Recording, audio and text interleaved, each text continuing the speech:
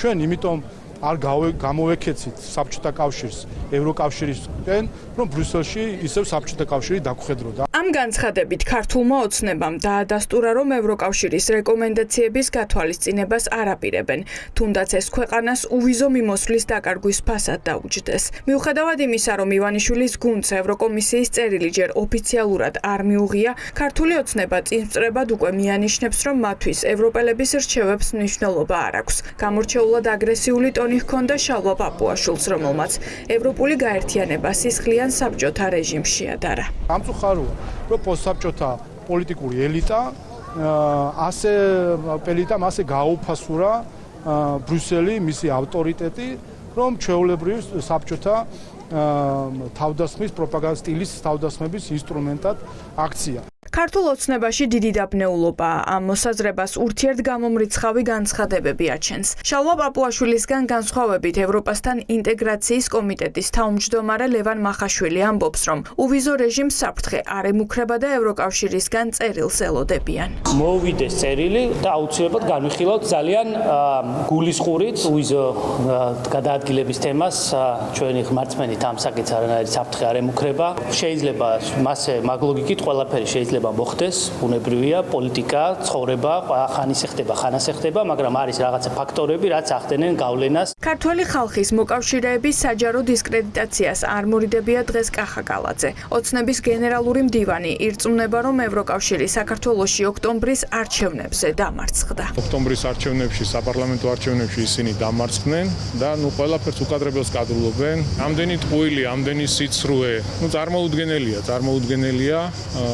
ეს რა თქმა უნდა ყველაფერი არის იმ შანტაჟის ნაწილი, რასაც ჩვენ ბოლო წლების განმავლობაში ხედავთ. ყოველდღიურად ბატონ კახა პარტნიორებს თავს ესხმით, განცხადებები ხო არსებობს? სად გინახავთ ვინმეზე თავდასხმა გაგვეხორციელებინა? დღეს იკეთებიათ ასეთი განცხადებები. არასდროს. დედაქალაქის მერს შევახსენეთ არქივი, რომელიც პარტნიორებზე ოცნების გუნდის თავდასხმების სერიას მრავლად ინახავს. ყველა განვითარებული ქვეყანა მოიქცეოდა ისე, რომ ხელს მოკიდებდა ამ საგარეო საქმეთა მინისტრს და პანგურებით გაყრიდა ქვეყნიდან. ის რო არ ეხებოდეს ევროკავშირის წევრი ქვეყნის საგარეო საქმეთა მინისტრებს, ადამიანი ნახავდა პირდაპირ ანაბეჭდ საბჭოთა ან რუსული მიდგომისა. ელჩები გახდნენ რადიკალები. რა ვიცი, შეიძლება დავაყენო საკითხი, რომ საერთოდ ეს ელჩი იქნეს გაძევებული. განათლებული ადამიანები ასეთ დიალოგს არ წარმოებენ და ბრიტანეთის პოლიტიკური ელიტის მიმართ უფრო დიდი წარმოდგენა აქვს ქართველ ხალხს. რაისა კომუნისტკა არის სუნებს. ევროკავშირის უმაღლესმა წარმომადგენელმა დღეს ცხადად თქვა, როგორია ბრიუსელის გეგმა. თბილისი მიიღებს წერილს, სადაც ევროკავშირის მოთხოვნები იქნება გაწერილი.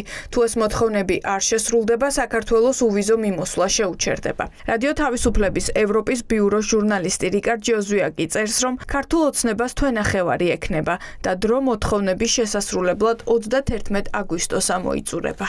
ყველანაირად შეეცდება ბიძინა ივანიშვილის რეჟიმი, რომ ევროპას დააბრალოს და ქართველი ხალხის თვალში ევროპა იყოს ის ბოროტმოქმედი, რომელმაც საქართველოს აღარ მოინდომა, ჩვენ ხალხს დაუწესა სავიზო რეჟიმი და ასე შემდეგ.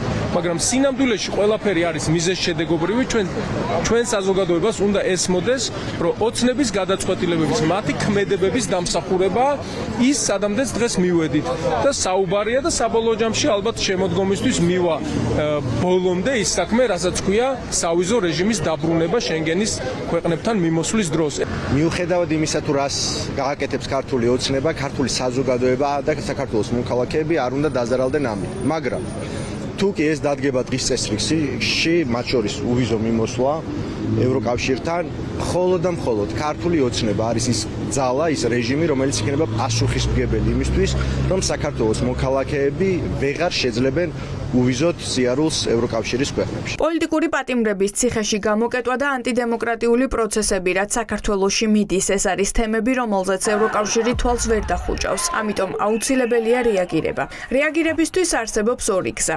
ის, ვინც ხალხის წამებასა და უკანონო დაკავებებში მონაწილეობდა და დასანქცირდნენ, ან შეჩერდეს უვიზო მიმოსვლა. რადგან ქართული ოცნების ლიდერების დასანქცირებას უნგრეთი ბლოკავს, რჩება მხოლოდ უვიზო მიმოსვლის შეჩერების გზა. ამ გადაწყვეტილებას 27 ქვეყნის თანხმობა არ სჭირდება. ქართული ოცნება მათი პრივილეგიების შენარჩუნების სანაცვლოდ ხალხს ერთ-ერთი მნიშვნელოვანი მონაპოვარის გარეშე ტოვებს.